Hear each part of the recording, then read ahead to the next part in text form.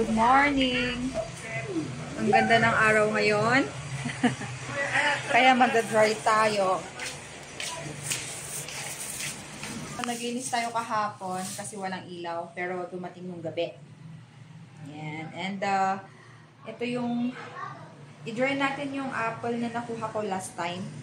Kasi naubusan ako pero nawala na ng ilaw so hindi na ako nag-work. Yan. So, bango. Ayan. So, kamusta na? Ayan, dumating na ang ating kailawan. Ay, ako, saya-saya, diba?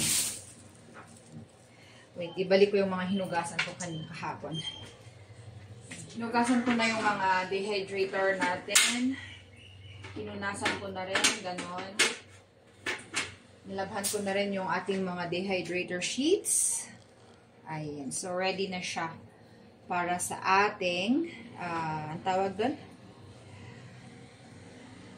Pag-dry ngayon. So, unahin muna natin si apple.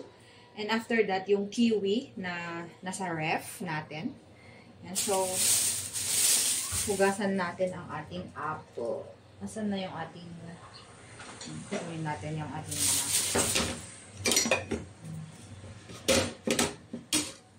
ito yung para sa, kailangan ba natin?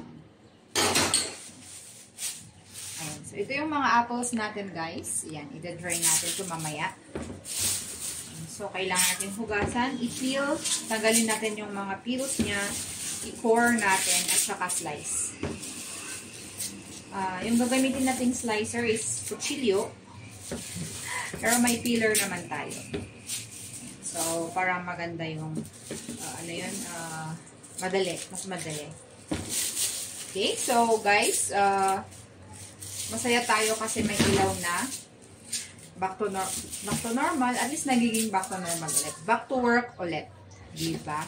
Ayan. So, yan. Maghuhugas muna ako at papakita ko sa inyo mamaya yung i-dry natin na apples.